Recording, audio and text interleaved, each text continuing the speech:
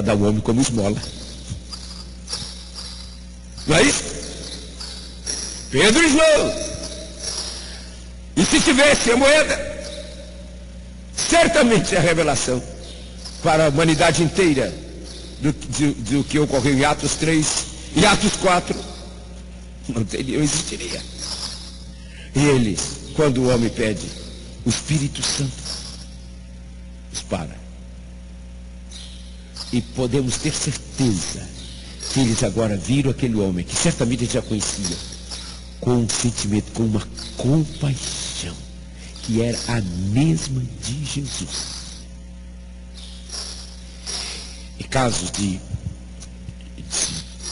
ministração de cura, os irmãos vão ler um pedacinho do John Wimber e fizeram para mim, botaram para mim, na minha parte, na terceira parte, uma capa. Então você pode fazer isso, uma cadernação na sua, fica mais seguro, né? Melhor do que aquele grampinho, né? Vocês vão ler, vão pensar por um pedacinho pequenininho aí. E eu acrescentei uma palavrinha lá, no fato de quando ele escreveu, botei entre parênteses. Quando vai se, muitas vezes, o Espírito Santo manifestando na pessoa, no discípulo Jesus, com respeito ao Evangelho do Reino, seja com relação a enfermidades ou a demônios, isso não pode ser fabricar coisas, não. É ou não é? Do Senhor. Queremos camuflar, vamos passar vergonha, como aqueles 7 lá, filhos de sacerdotes, né? Mas, às vezes, determinadas enfermidades, a compaixão profunda vai gerar também indignação contra o mal. Especialmente se o sofrimento que a pessoa está tendo tem a ver com demônios. A compaixão que gera indignação. E nós vemos isto em Jesus. Indignado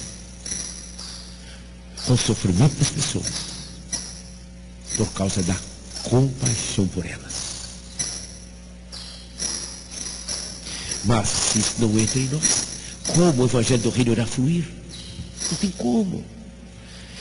Se não há compaixão, o Espírito Santo não vai fluir, porque ele vai se manifestar através disto. Essa compaixão é a natureza de Deus, é a manifestação dele, através do agente humano, que é filho de Deus, herdeiro de Cristo. Tal como Jesus argumenta tantas vezes, se vocês não acreditam em que eu digo que eu sou, então creio pelo menos porque são as mesmas obras. As obras do Pai são as mesmas. Quer dizer, é a compaixão de Deus. Por que Deus cura as pessoas? Porque Ele cura? Por causa da compaixão dele. Não é por causa da fé da pessoa. E eu fiquei muito contente porque o Ken Rui tratou muito bem da fé. Na primeira parte do livro tratou das distorções e tratou com honestidade, com piedade, porque esse cara deve ser um bom crente.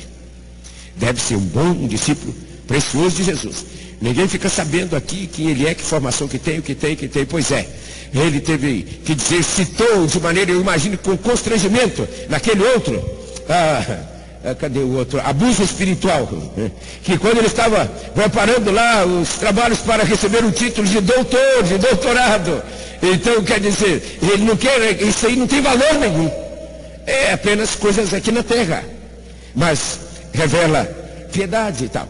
Então ele trata do assunto, mesmo as distorções, ele trata com clareza, com compaixão, essas distorções todas, né?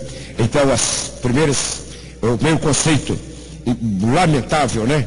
Que de fato está impregnado em sistemas evangélicos e às vezes no inconsciente de muita gente, que a santificação através da doença. Você está doente para ser santificado, quer dizer, é uma leitura meio torcida, mas agora todos podem entender bem isso. Tem outra, essa aí, a fórmula da fé. É muita covardia. colocar sobre as pessoas isto. Como ele mostra aqui, o John Wimber também mostra, geralmente envolve fé. John Wimber trata com detalhes, na sessão traduzida para nós. Ele diz que é preciso de que haja fé. E por isso ele fala de equipe, de uma equipe de cura. E pode ser que seja 3, 4, 5 na equipe. Ele, o que está guiando, em determinada situação, está seco de fé. Mas um da equipe. E às vezes ele tem que orar e pedir: Senhor, Senhor, precisamos. Espírito Santo, vem sobre nós. Com a fé. Então ele disse que às vezes, com a pessoa enferma, começa a conversar sobre a fé e descobre que ela não crê em nada, não consegue crer. Vai orar para que o Senhor traga sobre ela. Então ele diz, de alguma forma, apesar da fé, mas nunca se lança sobre a pessoa enferma a culpa de não ser curada porque faltou fé nela. Isso é covardia, isso é mau caráter. Ou ignorância, mas eu acho que é mais covardia, não é, do que ignorância. Mas tudo isso ocorreu nesse tempo. Porém, na Igreja da Palavra e do Poder, nesta linhagem de igrejas, é um treinamento, um equipamento, não é um negócio que se sai fazendo aí através do barulho. Não, amados. É treinamento, equipamento, é entendimento normal, como identidade de cada filho de Deus, e também para a congregação, de forma corporativa, ter estratégias para avançar com o Evangelho do Reino. Então, compaixão. Temos que orar e pedir isto ao Senhor. Podemos assimilar intelectualmente tudo sobre a cura, saber que é verdade, mas necessitamos de compaixão. E a compaixão é uma manifestação do Espírito Santo. É manifestação da pessoa de Deus. Agora, quantos lugares ele nos diz isso lá no livro de Êxodo, né? E em tantos outros lugares ele diz: eu vou fazer isso para que todos saibam que eu sou o Deus o quê? Justo, tal. Cheio de compaixão. Cheio de compaixão. A gente imagina que Deus está feliz com o ímpio, porque ele vai para o inferno, que vai mesmo. Não. Podemos ter certeza que numa linguagem humana sangra no coração de Deus cada indivíduo que rejeita o sangue de Jesus, porque ele não pode fazer nada para salvar esta pessoa.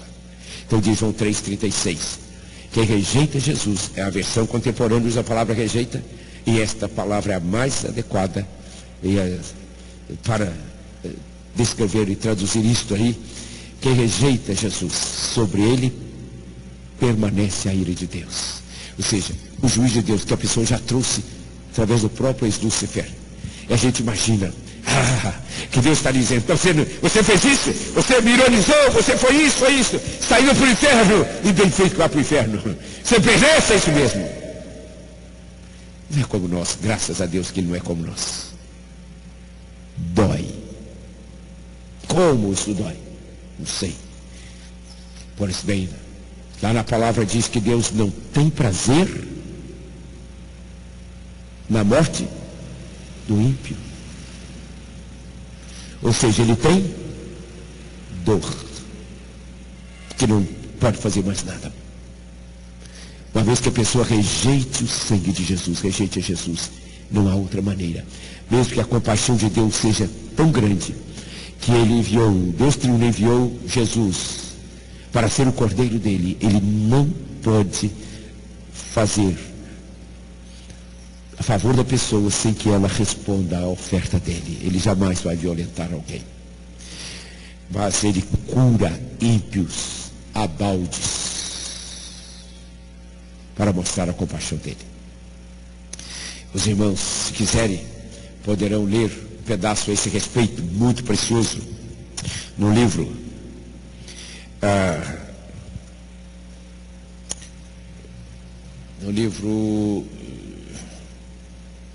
que foi traduzido aqui daquele irmão que era do seminário de Dallas,